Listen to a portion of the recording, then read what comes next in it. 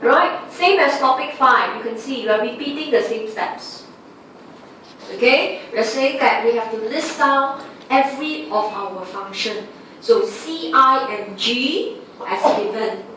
Right? And I assume B1 is 0. If you want to put in B1, you can do so. But for convenience, we let B1 be 0. Consumption, once again, I assume lump sum tax. So I put in a T bar. But for export import, I make very specific assumption. I assume fixed exchange rate. So if exchange rate is fixed, right, export is not affected. So export is fixed, I call it X bar. Okay, then import is also fixed, I call it M bar. However, import has a very special characteristics. Okay, it is actually a component of it is dependable on income. So that component, I call it M1Y. So export is X bar, import is M bar plus M1Y. You have the fixed component, you also have the variable component. Right, so from there, we are able to find our AE and we are able to comment on this. So in this case, right, AE, you can put inside the box. We will straight away group all the constants. So C0 minus C1 T bar, I bar, G bar. Okay, but be very careful, it is plus X bar, but minus N bar.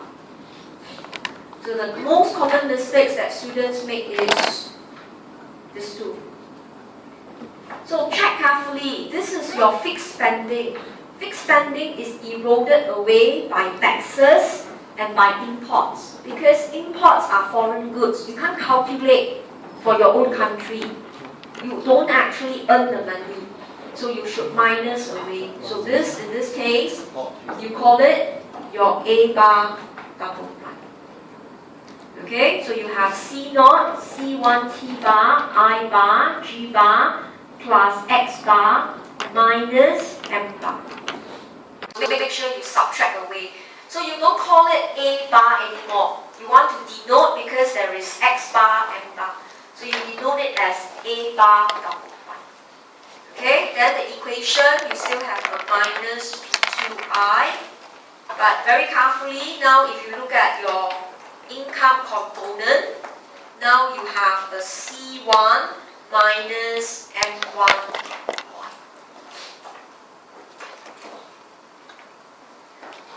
Okay, right? So that actually tells you, okay, this is how you actually look at your AE. This is your A bar, and you know this is actually your slope of AE.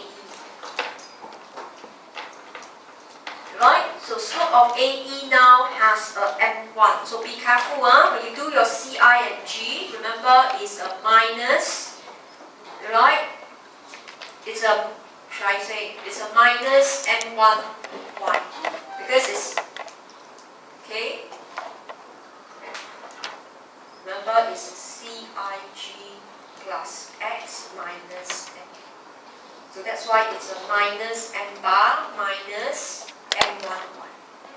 So be careful with that. Okay? So from here we can tell, in an open economy, look at this slope. You have to minus M1. So this slope is definitely smaller than C1 for a closed economy. So as given at the bottom of your notes, AE for an open economy has a smaller slope. So AE is flatter. Open economy, what would shift the AE now includes X bar and M bar. But we don't know whether A bar prime, double prime is higher or lower. You can't tell. All we know, you have two extra components that can shift your A bar. Alright, so with that, we move on to the next discussion. This is a total repetition of all we learned in topic 1. Okay, so in the next page 13, you need to sketch in the AE.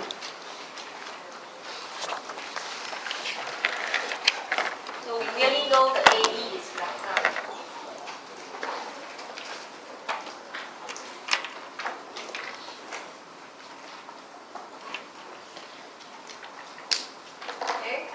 slope, like I mentioned just now, is C1 minus, and the intercept here is A bar double prime minus B2 bar.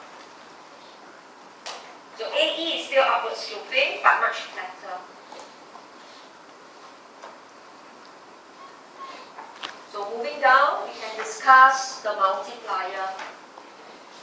Okay, so y equals AE. So look at your notes, this is your equation 4. So fill up the blanks with it. So in this case, we know y equals to A bar double prime minus B2I plus C1 minus M1Y. Okay, so I'm on equation 4. I put in my AE, which is derived earlier on. A bar double prime minus B2I plus C1 minus M1. So bring the y across. So you can see, no matter how, I always bring income to the left side. So I have a 1 here minus the C1 plus the M1. And my objective is to find multiplier. Right? So where is the multiplier? Multiplier is here.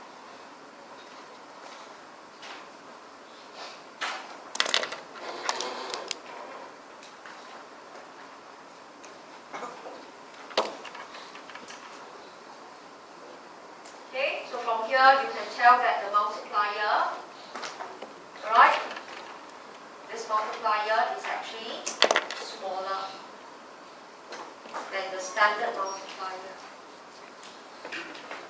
So open economy, AE is flatter. There is X bar, M bar shifting AE.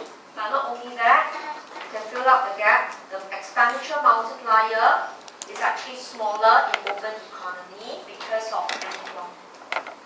Right? So when you pay for imports, right, and the size of import depends on M1, it actually draws money out of the country. So the growth of the economy is much smaller. Right? So that actually explains why China wants to limit imports so that she can have a big multiplier. Singapore, we have no choice. Our M1 is large because we have no natural resources. So Singapore's multiplier is actually very small.